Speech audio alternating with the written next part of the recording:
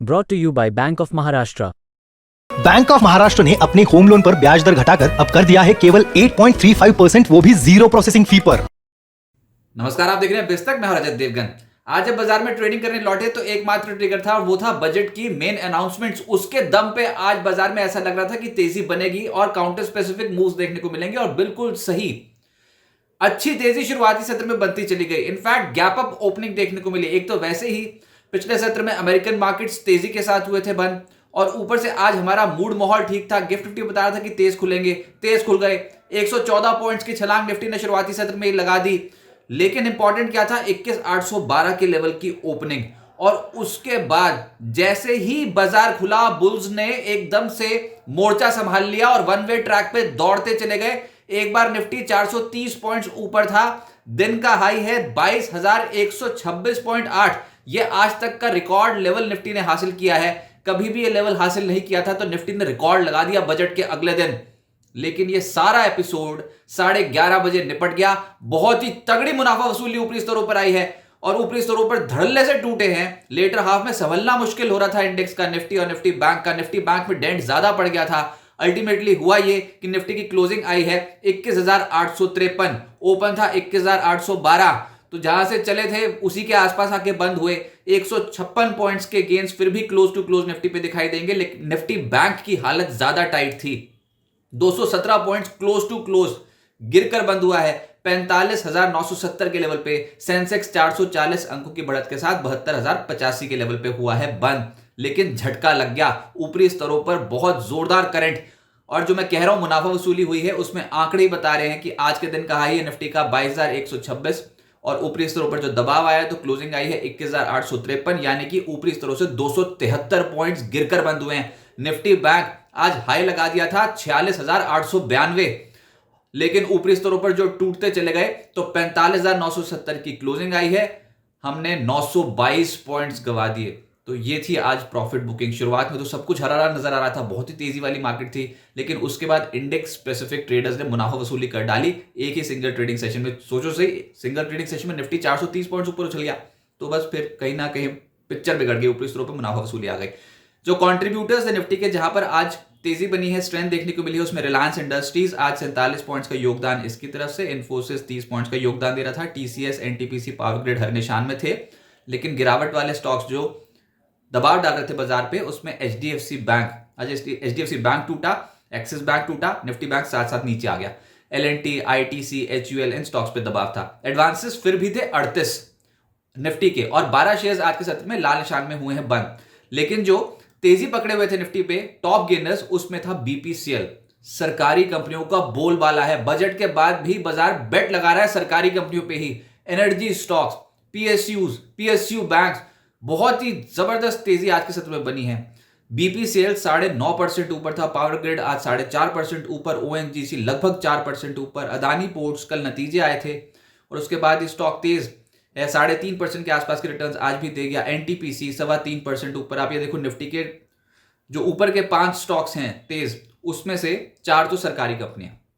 Nifty losers में Eicher Motors 2.5% नीचे रहा, एक्सिस बैंक 1.5% नीचे रहा, एचडीएफसी लाइफ यहां पर 1.5% के आसपास की गिरावट देखने को मिली, और एचडीएफसी बैंक और एचयूएल भी आज हल्के हो गए। एचडीएफसी बैंक आज बाजार पे बहुत दबाव डाल रहा था।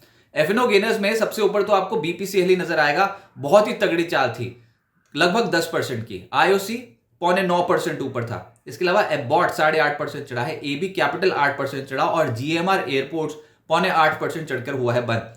एफएनओ लूजर्स में सिटी यूनियन बैंक, निजी क्षेत्र के बैंक्स वैसे ही परफॉर्म नहीं कर रहे। सिटी यूनियन बैंक की भी आज धुलाई हो गई, ये स्टॉक 4.5% नीचे आ गया। श्री सीमेंट 4% नीचे रहा। Eicher motor, Lalpath labs, ICICI pru जैसे स्टॉक्स लगभग 2% से 3.25% टूटते हुए नजर आए।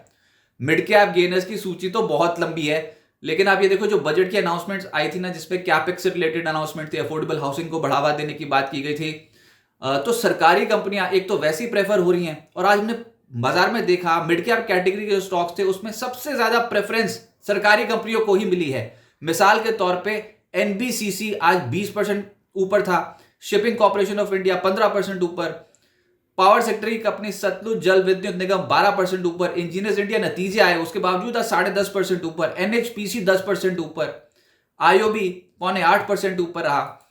साइंट, ये स्टॉक आईटी कंपनी, इसमें भी आज 8.5% के गेन्स बैठे। सेल 7.5% चढ़ा है। इसके अलावा आइनॉक्स विंड, प्रिकोल, इन स्टॉक्स में आज लगभग 7% की तेजी बनती हुई नजर आई। एमसेक्स इंडिया बहुत ही गजब की चाल शो कर रहा था, 7% चढ़ गया। रेड गेन, Swan energy, Castrol, mid cap category में ये स्टॉक्स उछले आज 5.25% से 6% की चाल इन तमाम कंपनियों के स्टॉक्स में। मिड कैप लूजर्स में पेटीएम की बहुत बुरी पिटाई हुई है, 20% के लोअर सर्किट लगा दिए हैं पिछले 2 ट्रेडिंग सेशन में। सुपड़ा साफ हो गया है इस स्टॉक का, लेकिन जाते जाते बिल्कुल जब बाजार बंद होने वाला था तो पेटीएम में एक ब्लॉक भी हुआ है लगभग 50 लाख शेयर्स का। तो देखते हैं सोमवार को क्या बड़ा खेल होता है पेटीएम में कि नहीं, लेकिन अभी तक तो निवेशकों को कोई राहत है नहीं। मैनेजमेंट बार बार आके बयान भी दे रही है, लेकिन ये स्टॉक संभल नहीं पा रहा। निवेशकों को भी नुकसान हुआ और जो प्रोमोटर्स हैं उनको भी बहुत नुकसान हुआ है, लेकिन जो लेवल्स आईपीओ के थे भैया वो बहुत दूर रह गए। पेटीएम ऊपरी स्तरों पर बहुत तगड़ी मुनाफा वसूली और अब तो संभल ही नहीं रहा, 20% के लोअर सर्किट लगा दिए हैं इसने स्टॉक ने। देखते हैं सोमवार को क्या होता है। जैसे मैंने कहा कि जाते जाते एक ब्लॉक हुआ है 50 लाख शेयर्स का। HSCL 6.25% नीचे रहा। बीकाजी, कावेरी सीड 6% के आसपास टूटे हैं। Birla corp, Rajratna global, Welspun living, Bayer crop, Titagarh, Max health, इन स्टॉक्स में गिरावट देखने को मिली। और रेलवे स्टॉक्स तो आज भी नहीं चले। टीटागढ़ में आज के सत्र में लगभग 4.5% के आसपास का ट्रेंड पड़ गया। जो मैं कह रहा हूं वो है सरकारी कंपनियां, सेक्टर स्पेसिफिक स्ट्रॉन्गेस्ट बेट जो बाजार ने लगाई है। और पोस्ट बजट भी, प्री बजट भी देखी थी बाइंग सरकारी कंपनियों में, पोस्ट बजट भी सीपीएसई इंडेक्स 4% उछल गया, बताओ एक ही सिंगल ट्रेडिंग सेशन में। तो आज जो सबसे तेज हुआ वो है एनबीसीसी। कल हुडको की बारी थी, आज एनबीसीसी की बारी आई हुई है, 20% ये ऊपर। सतलुज जल विद्युत निगम 12% ऊपर, एनएचपीसी 10.5% ऊपर, पावर ग्रिड 4.5% ऊपर, ओएनजीसी, एनटीपीसी 3% से 4% की तेजी शो कर रहे थे। कोल इंडिया का स्टॉक नए लेवल्स पे पहुंच गया 2.5% ऊपर, एनएलसी इंडिया 2.5% ऊपर। Energy index, Nifty energy index आज 3% ज्यादा चढ़ा है, जिसमें बीपीसीएल टॉप मोस्ट गेनर है 9.5% ऊपर, आईओसी 9% चढ़ गया, पावर ग्रिड 4.5% ऊपर, ओएनजीसी, एनटीपीसी 3.25% से 4% ऊपर, कोल इंडिया ऊपर 2.5%। और रिलायंस इंडस्ट्रीज का आज कंट्रीब्यूशन बाजार की स्ट्रेंथ में बहुत ज्यादा है।